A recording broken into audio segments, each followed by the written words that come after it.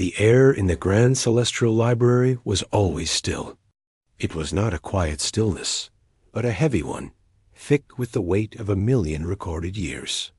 Dust motes, illuminated by the soft blue glow of holographic archives, drifted lazily in the shafts of artificial light. Jihan, a junior archivist, preferred this silence. It had rules. Each data crystal had its place. Every myth, legend, and historical record was categorized, tagged, and stored. The chaos of the universe was tamed here, filed neatly on endless shelves. His current task was a new delivery from the Cygnus Reach. The crate, marked mythological artifacts, Category 7, pre-Concord superstitions, sat on his wide, clean desk. With careful fingers, he began removing the items. A shard of pottery from the crawl, depicting bipedal figures with too many eyes. A songstone from the Lumin, its melody supposedly summoning sky demons. A carved bone from a species long gone, showing a hairy beast with a tiny rider. He sighed, a soft, dismissive sound. It was always the same. Primitive cultures, facing storms or comets they couldn't understand, invented monsters. They called them demons or ghosts or gods. He picked up a data slate from the crate. Its translation software was crude, but it parsed the accompanying text. The Terrans, it read, were creatures of iron and fire. They spoke in thunder and built towers that scratched the belly of the sky. They were anger given form. Ji-hun allowed himself a small, professional smile. Anger given form. How poetic and how utterly unscientific. He tagged the slate and placed it in the to-be-filed tray. Another myth for the pile. Across the vaulted hall, in a smaller Messier laboratory, Su Min was not smiling. Her workspace was a storm of open data windows, floating star maps, and crumbling physical texts. Her dark hair was tied back, but strands had escaped, framing a face currently set in a deep frown. On her main display, 3 separate narratives played. One was a crawl epic poem, chanting about the hairless ones who brought both the gift of the forge and the curse of the atom.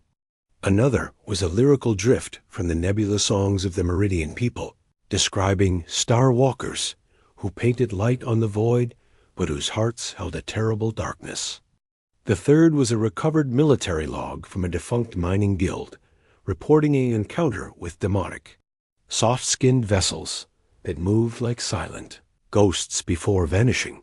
The commonalities were what obsessed her. Bipedal, lacked natural armor, no scales, no thick hide. Originated from a single lost world. A species credited with impossible contradictions, unimaginable destruction and breathtaking artistry, reckless expansion and profound loneliness. The official galactic annals were clear. No such species existed in the taxonomic records. No archaeological evidence supported a pan-galactic culture predating the Concord. Her superiors called it pattern-seeking behavior, a harmless obsession for a xenoarchaeologist. They told her she was connecting dots that weren't there. Frustrated, she closed the windows with a sharp gesture and walked over to Ji-hun's orderly desk. He was carefully dusting a small, ugly statue. "More demons?" she asked, her voice echoing slightly in the quiet hall. Ji-hun didn't look up. The Brack Rain God, apparently. Note the exaggerated moisture-collecting pores. "I've found another one," Su Min said, leaning against his desk. A trade ledger from the early Concord era. A merchant complaining about a rival who claimed to have gotten a Terran steel blade. It was just refined titanium, but the story stuck. "Stories often do," Ji-hun said placidly, placing the statue in a padded case. "That doesn't make them history. It makes them good marketing.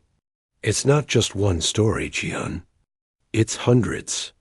From opposite ends of the galaxy, from species that never contacted each other. They all describe the same thing. They all describe a fearsome other," Ji-hun corrected, finally looking at her. His eyes were kind but firm. A template for chaos. It's a common psychological archetype. The universe is big and scary, so you invent a monster that embodies that fear. These Terrans, or Starwalkers, are just that, a shadow we've all been afraid of. Su Min pushed off the desk. You archivers. You think if you put a label on something and lock it in a vault, you understand it. What if the label is wrong? What if these aren't just stories? What if they're memories? Ji-hun sighed again, this time with a hint of weariness. It was an old argument. Memories of what, Su-min? There is no evidence. No ruins, no ship holes in museums, no biological remnants. If a species with the technology to cross stars, to imprint themselves on every culture, had existed, they would have left a crater. A big one. We would have found their bones. Maybe we haven't been looking in the right places, she countered, her voice dropping. Maybe they didn't leave a crater. Maybe they just left.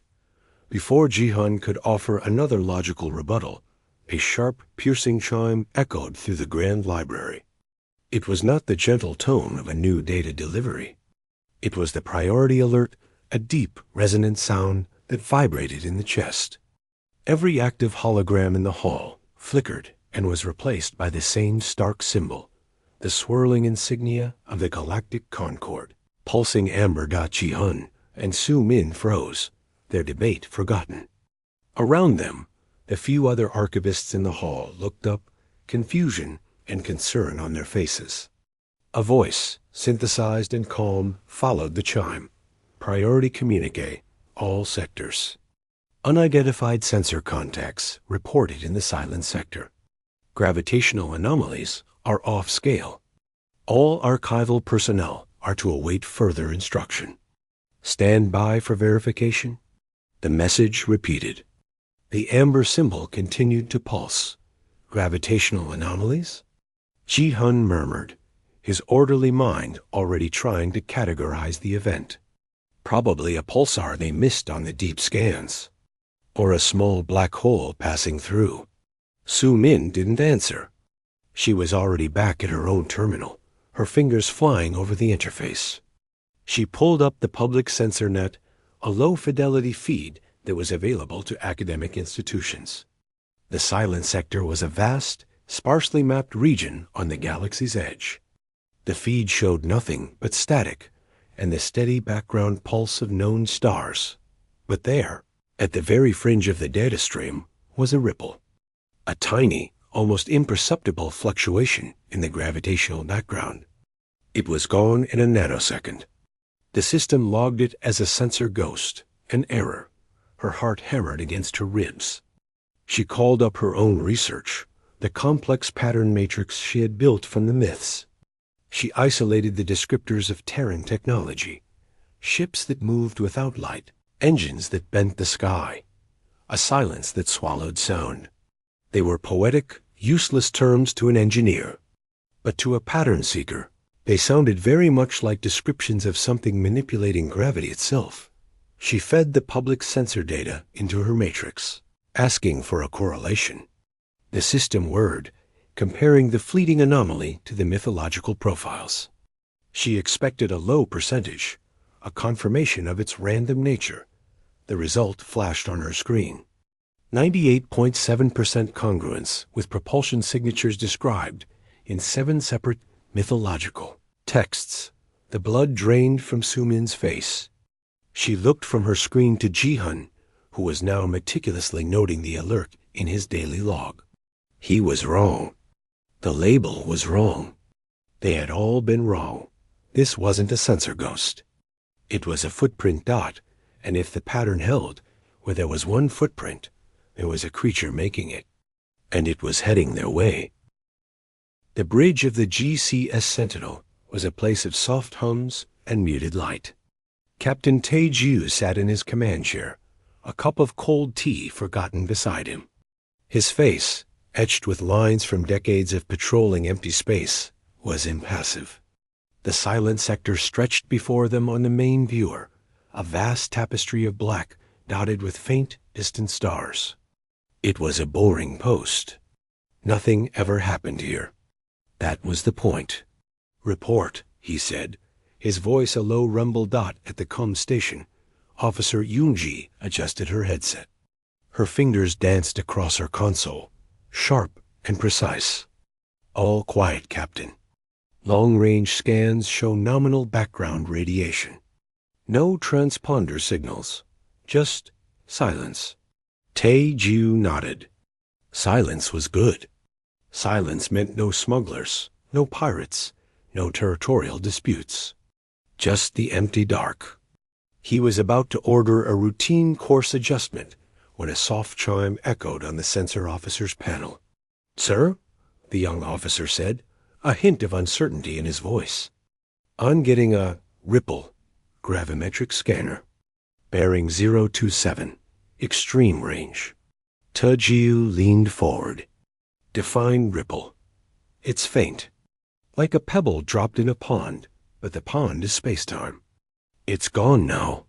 The officer recalibrated his instruments. "Could be a sensor echo. Maybe a piece of dark matter passing by." "Mark the coordinates and log it," Tae-Jiu ordered, settling back. "An anomaly?" "Probably nothing." Space was full of them, but 10 minutes later it happened again. Same sector. A little closer. This time the ripple was stronger, a clear blip on the gravity wave detector. It didn't match the signature of any known Starship engine. Coalition drives made a specific, recognizable pattern in the fabric of space. This was different, smoother, deeper. It was the difference between scratching a line on a sheet of metal and making the metal itself curve. "Captain," Yoonji said suddenly, her brow furrowed, "I'm picking up something on the broad-spectrum receiver. It's not a hailing frequency. It's data, a lot of it, and it's compressed." "Put it through," Tae-Jiu said, his earlier boredom gone. A strange cacophony filled the bridge for a second before Yoonji filtered it. There was no language, no recognizable code. Instead, they heard a burst of frantic, rhythmic beats that might have been music. A rapid-fire series of clicks and whistles. A wave of overlapping voices speaking in tongues no one knew. And cutting through it all, a sharp, repeating sound. Yap dash, yap dash, yap dash, yap dash, yap dot double quotes. "What in the name of the stars is that?" The sensor officer whispered. "Sounds like everything," Yoonji murmured, her eyes wide as she studied the waterfall of data on her screen. "It's like 1,000 different channels broadcasting at once. Music, talk, noise. And that sharp sound. It matches no communication pattern in the database. Source?" Tae-Jiu's voice was tight. "It's everywhere, sir. And nowhere. It's bleeding out from the same location as the gravitational ripples. But it's not a directed transmission. It's more like leakage." The Sentinel's long-range telescopes finally managed to get a visual lock, enhancing the distant point of the anomaly. At first, it looked like a smudge, a distortion in the starlight. Then the computer cleaned the image. It was a ship, but not like any ship Tae-Jiu had ever seen. It was angular and dark, absorbing light rather than reflecting it. No visible engine glow. No navigation lights. It looked less like a constructed vessel and more like a piece of a shadow that had broken off. Then another smudge appeared nearby, and another. Within minutes, the enhanced visual showed a cluster of 10, then 20 of the dark, silent shapes moving in perfect, unnerving formation. "Multiple contacts," the sensor officer said, his voice cracking slightly. "Formation pattern is unknown. They are not scattering. They are proceeding on a direct heading." "Heading where?" Tae-Jiu asked, though a cold knot was forming in his stomach. The officer plotted the course. The line extended from the silent sector, cutting across a swath of unclaimed systems. They are on an intercept path with, well, everything, sir. The inner systems. The core. Try to hail them, Teijio ordered. Use every standard frequency. The first contact protocol. Yunji worked, sending out pulses of peaceful greeting, identification requests, warnings about entering monitored space. There was no response. The dark ships continued on, silent and steady. The strange data leakage continued to spill across the comms, a chaotic soundtrack to their ominous advance. Nothing, sir. They are not acknowledging. They are not altering course. They are not noticing us. The Sentinel was a border patrol vessel, lightly armed. 20 unknown contacts of unknown capability. Tuju was a cautious man. Pull back. Increase distance. Match their speed, but stay on the periphery. I want a full sensor sweep on one of those ships. Every scan we have. The Sentinel fell back, its powerful active sensors pinging the nearest dark vessel. The results made no sense. The scans returned contradictory data. The hull composition was an alloy that seemed to shift in the readings, part metallic, part crystalline, part something else. Energy signatures were minimal, almost dormant, except for a deep, resonant power reading at the core that the scanners couldn't penetrate. It was like looking at a hole in the universe. Captain, Yunji said, her face pale in the glow of her console. The data stream. A fragment of it just resolved. For a second, it formed a repeating visual pattern. Show me. On the main viewer, the image of the Dark Fleet was replaced by a simple two-dimensional symbol. It was a circle of blue and green, swirled with white. Below it, in blocky, simple shapes, were letters. The computer struggled, accessing its oldest translation banks. It's an ancient pre-Concord glyph set, Yunji said. The translation is rough. It reads, Earth. Taejiu stared at the symbol, the word meaning nothing to him. A place? A concept? A name? What is Earth? He asked the silence of the bridge. No one had an answer. But on Yunji's console, the priority alert from the Grand Celestial Library was now flashing. A silent, pulsing beacon in the dark. Someone, somewhere, was asking the same question. The Hall of Convocation on Viridia Prime was a monument to order. Light streamed from a high, crystalline dome, illuminating the representatives of 100 species seated in graceful arcs. The air was filled with the soft murmur of translators. Usually it was a place of slow, dignified debate. Today, it was a hive of controlled panic. Ambassador Dallin, an elderly Viridian with skin like polished silver bark, tapped his staff lightly on the floor. The sound echoed, bringing a tense quiet to the chamber. Order. We must have order, he said, his voice calm but carrying the weight of his years. One report at a time. A Slorian diplomat, its frills fluttering with anxiety, spoke first. 7 fringe sectors report the same thing. Silent vessels. No transponder codes. They ignore all hails. They are moving in coordinated groups. A holographic star map flickered to life above the assembly floor. Dozens of red icons pulsed in distant, unconnected regions of the galaxy. They appear simultaneously in different locations, tactical droned. Their point of origin is unknown. Their intent is unknown. Their technologies, non-standard. Non-standard? Dallin asked. Our scans fail. Their hulls scatter sensor beams. Their engine signatures do not match any known gravimetric profile. It is as if they are not entirely there. A murmur of fear rippled through the hall. The unknown was the galaxy's oldest terror. Are they hostile? Another ambassador demanded. They have taken no aggressive action. They have not deviated to approach inhabited worlds or shipping lanes. They simply proceed. Proceed where? Dallin asked, his sharp eyes on the map. The tactical officer drew lines from each cluster of red icons. The lines, at first scattered, began to curve. They were not moving randomly. They were converging. All of them, from every point of the galaxy, were arcing toward a single, central route to dead straight path through the spiral arm. They are following a course, the officer said, confusion evident in his electronic voice. A very old course. It matches none of our current trade or migration routes. It is a path from before the Concord, from before our recorded history. In the Grand Celestial Library, the heavy silence had been replaced by a low buzz of activity.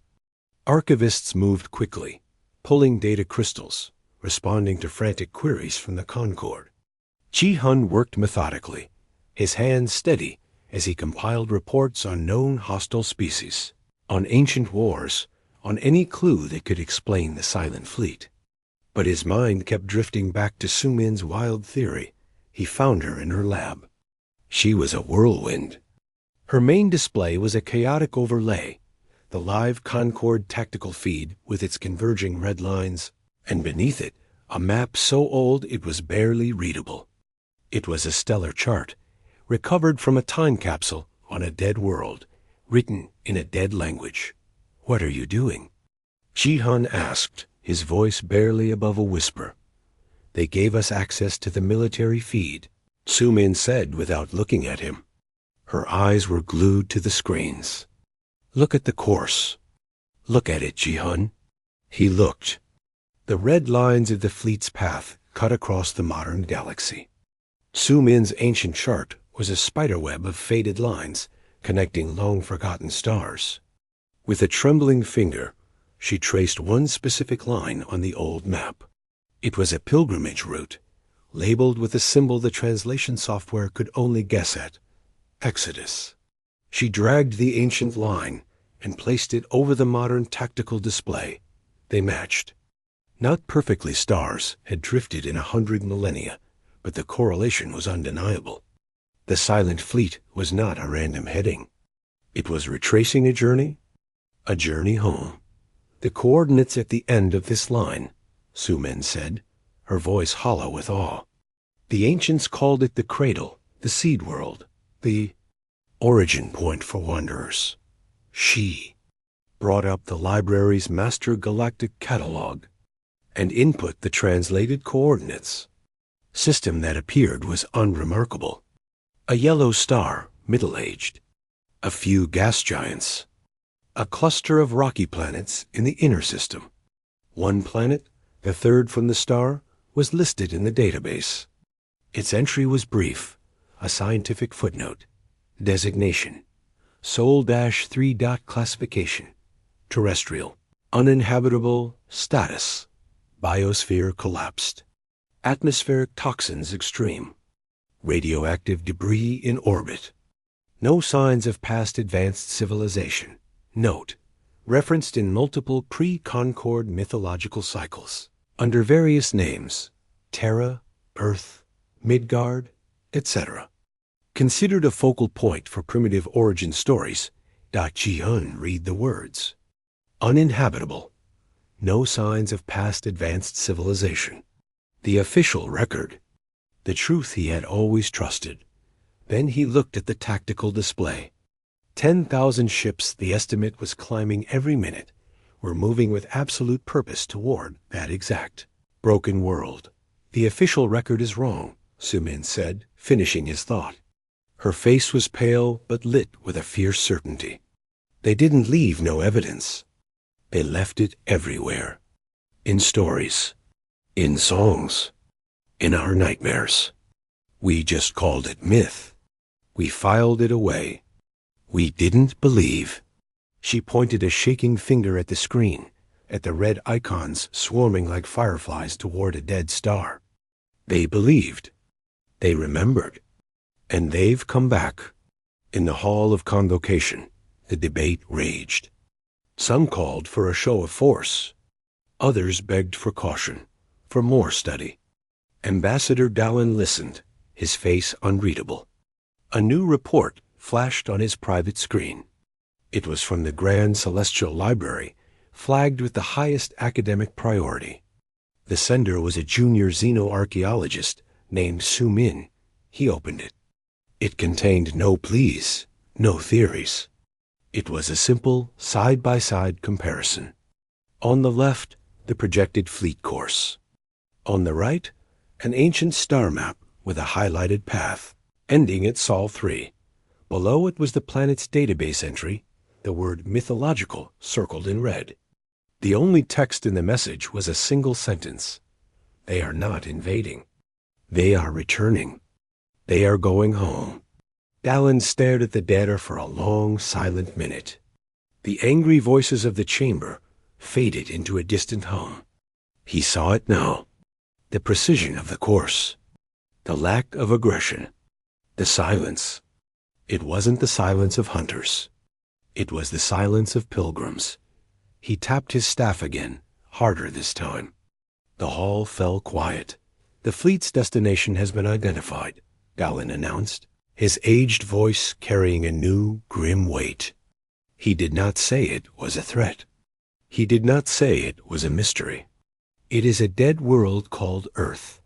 We will mobilize a defensive fleet, not to the fringe sectors, but to a point along their projected path. A place of knowledge. He looked at the message from the library on his screen. We will meet them at the Grand Celestial Library on Ephelis Prime. We will be there. And we will see if these ghosts wish to talk, or if they have simply come to mourn. Ephelis Prime hung in space, a blue-green jewel wrapped in soft clouds. Around it, the peace of centuries was shattered. The orbital space, usually dotted with a few scholarly transports, now glittered with the hard, angular shapes of warships. Hundreds of vessels from the Concord fleet formed layered defensive perimeters, their weapon ports open and glowing with a soft, menacing light. It was the largest military gathering in living memory, a show of force meant to be undeniable. The GCS Sentinel held a position in the third ring, a small but vigilant piece of the puzzle. On the bridge, the mood was tense. Captain Taeju watched the main viewer, his eyes fixed on the empty space at the edge of the system, where the long-range sensors had last plotted the approaching contacts. The strange data leakage had stopped hours ago, leaving an even deeper silence. EU-UNG monitored the comms, a forest of silent channels on her screen. Every standard and emergency frequency was open, broadcasting the Concord's message of peaceful inquiry and a request for dialogue. Only static answered. Still no response, Captain. Not even the noise. It's just quiet.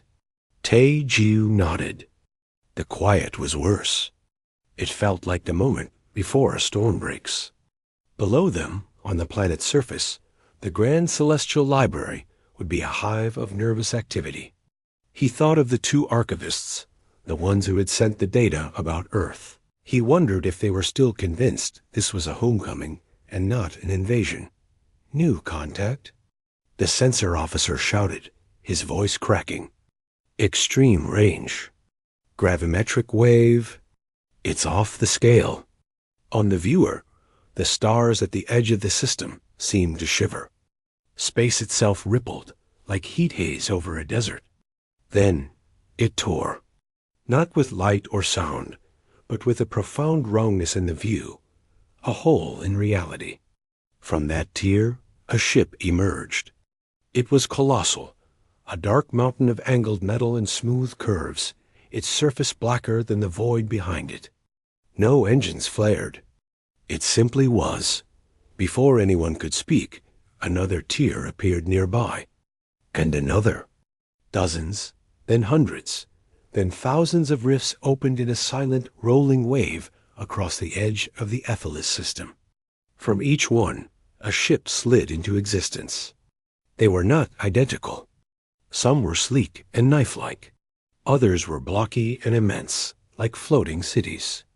Some were organic in shape, like smooth stones. But they all shared that same dark, light-absorbing hull and that same impossible, silent arrival. 10,000 ships. The estimate was not an exaggeration. They filled the space, a vast, dark fleet that made the Concorde's impressive armada look like a child's toys floating in a pond.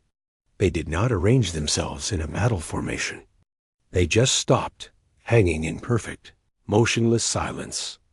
On every bridge in the Concorde fleet, alarms blared and then were hastily silenced. Tactical screens overflowed with target locks, but no one fired. The scale was too immense, the technology too unknown. It was like ants looking up at a mountain. On the Sentinel, the only sound was the shallow breathing of the crew. Captain Tae-jiu's mouth was dry. He had faced pirates and rebels, but this was like watching a force of nature descend from the sky. Then a single ship moved. It was not one of the largest, but a smaller, simpler shape that detached from the heart of the dark fleet. It began to move toward the Concorde lines, slow and deliberate, like a leaf falling on a windless day.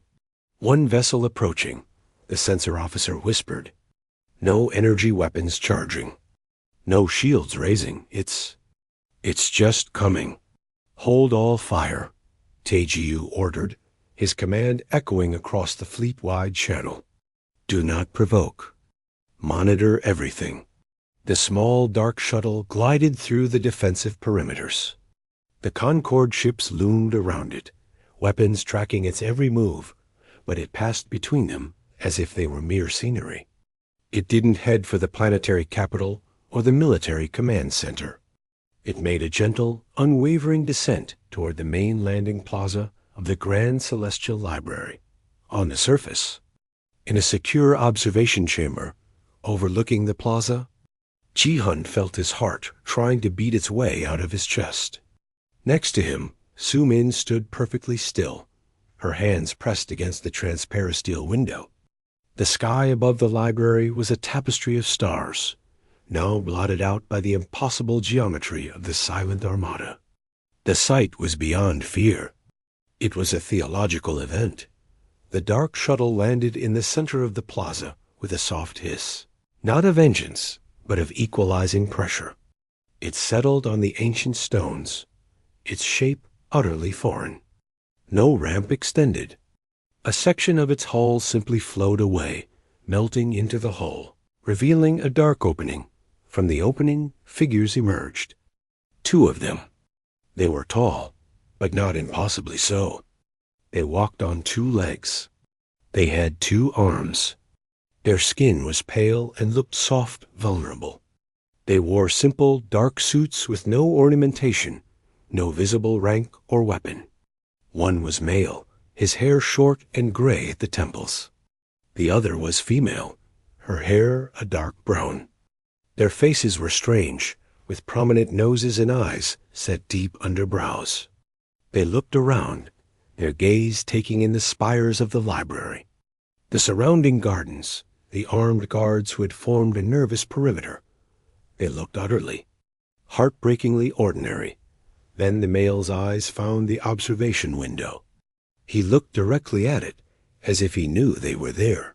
He looked past the armed guards, past the flustered Concorde officials now hurrying on to the plaza. He looked at the library. On Yoonji's console aboard the Sentinel, every channel suddenly lit up. A clean, powerful signal overrode all frequencies. It was not the chaotic noise from before. It was a single voice, speaking in perfect, unaccented galactic common. But the words were not in the modern tongue. They were in High Viridian, the ancient liturgical language only used in formal ceremonies and the oldest historical texts. The voice was calm, deep, and it carried the weight of epics. "We are the Terrans," it said. "We have come home. We wish to speak with the keepers of history." In the observation chamber, Su-min gasped, her hands flying to her mouth. Ji-hun understood. The message wasn't for the soldiers. It wasn't for the politicians. It was for them, the archivists, the ones who kept the stories. On the plaza, The gray-haired Terran man finally moved his gaze from the library and turned to face Ambassador Dallin, who had stepped forward, his staff of office held tight. The Terran gave a small, slow nod, a gesture of acknowledgement. But he did not bow. He did not salute. He simply waited, his hands open at his sides, as if to show they were empty. His eyes from a distance seemed to hold a sadness as deep as space, and a patience even deeper. The silence returned, but now it was a waiting silence, thick with a question 10,000 years old. The silence in the landing plaza was absolute. The air, usually scented with the library gardens, now carried the sharp, clean smell of ozone from the strange shuttle. The armed guards, their weapons held tight, seemed like statues. Ambassador Dallin felt the weight of his years and his office as he stood before the two figures. They were so ordinary. That was what was so unsettling. The galaxy had conjured up demons and gods from the old stories, and instead it got two quiet people in plain clothes. The gray-haired man's eyes, a color like old steel, moved past Dallin. They traveled over the nervous faces of the military advisors, over the polished armor of the guards, and settled again on the grand, ancient doors of the Grand Celestial Library. It was a look of recognition, of profound, aching familiarity. Dallin cleared his throat, the sound loud in the quiet. He spoke in careful galactic common. "I am Ambassador Dallin of the Viridian Concord. You are in Concord space. You have arrived with a considerable fleet. State your purpose." He kept his voice even, diplomatic. The man's gaze finally returned to Dallin. He did not smile. "You have kept the walls standing," he said, his voice the same one that had spoken over the comms, but softer now, almost gentle. "The storms of 10,000 years have passed, and the library still stands. For that, you have our thanks." He was not answering the question. He was talking about the building. Confusion rippled through the officials. Before Dallin could speak again, a door hissed open at the side of the plaza. Two figures in the simple blue robes of archivists were ushered out by a flustered protocol officer. Ji-hun looked like he was walking to his own execution, his face pale and serious. Su-min walked beside him, her head high, her eyes fixed on the visitors with a feverish intensity. The gray-haired man's posture shifted almost imperceptibly. He watched them approach. As they were brought to stand beside Ambassador Dallin, the man gave a small, slow nod to them, a gesture of deep respect that he had not given to the ambassador. "The keepers of the flame," he said. Su-min found her voice first. It was a whisper, but it carried. You are the Terrans. From the stories. We are the ones the stories were about," the man corrected gently. "We are humanity." He looked at Ji-hun. "You are the ones who file the stories, who preserve them, even when they are called myth." Ji-hun swallowed hard, his archivist's mind reeling. "The records. They said your world was dead, uninhabitable, a myth." A shadow, deep and old, passed over the man's face. "Earth is dead. It died a long, slow death, and then a fast one. We were the cause of both. We were the storm, and then we fled the barren ground we left behind." He looked up, past the dome of sky, to where his immense fleet waited. "The 10,000 ships are not a fleet of war. They are our arks, our lifeboats. We have been sailing the dark between galaxies for longer than your Concord has existed, looking for a current to bring us back." Captain Taeju's voice, transmitted from the Sentinel, crackled over Dallin's earpiece. "Ambassador, the fleet. Our scans are getting clearer now that they're holding position. The larger vessels, they're not just ships. They're generation ships. They're hollow. And they're full of life signs. Millions of them." Dallin stared. You are refugees? We are survivors, the man said. And we are carriers. When we left, we took more than just people. We took forests and oceans in tanks, and animals, and birds, and insects. We took the memory of a living world. We thought we were preserving a museum. We did not know if anything still lived here, in our cradle. He gestured to the planet, to the library, to them. We found you. Not the ruins we feared. Not the silence we expected. You grew in our absence. You filled the sky with your own light. The woman beside him spoke for the first time. Her voice was softer, but clear. We have monitored your transmissions for the last leg of our journey. We learned your languages from your ancient records and your modern broadcasts. We heard your stories about us. The demons, the angry gods, the destroyers. She looked sad. The stories were not all wrong. We have that capacity. We carry that shame with us like a stone. But we are more than that. The stories forgot the other parts. The man nodded. We do not wish to conquer. We have no need for your space. We have lived in the endless night between stars. We wish only for permission to remember, to send shuttles to Earth, to walk its dead plains one last time, to mourn. And then we would ask for nothing more than to find an empty system, a quiet corner to let our forests breathe real air again, to let our oceans touch a shore that is not metal. He looked at Su Min and Ji Hun. We would give you something first. A gift, not of technology, but of truth. The complete record. Not the myth. Not the fragment that survived in songs. The actual history. The good and the terrible. The reason we left. The reason we swore never to be that way again. So you can finally file us correctly. Su Min was crying, silent tears cutting tracks down her cheeks. Ji Hun understood now. His whole life, he had believed that order came from filing things away. But true order came from understanding where things belonged. These people, this humanity, they belonged to history. They were history, walking out of a filed-away myth and into the light. Ambassador Dallin felt the tension drain from the plaza, replaced by a staggering, humbling awe. The weapons around them seemed suddenly crude and foolish. He looked at the two quiet humans, then up at the armada that blotted out the sun. A fleet not of invasion, but of profound, lonely endurance. Your request, Dallin said, his voice thick with emotion he could not name, is granted.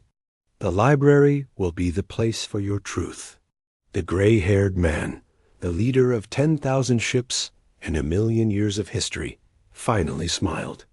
It was a small, tired, grateful thing. He looked at Su Min and Ji Hun, the junior archivists who had believed the stories. The myths are over, he said. Now, let us show you who we really are. And above them, the sky full of ships began, very slowly, to gently pulse with a soft, warm light like the welcoming windows of 1,000 houses, finally coming home.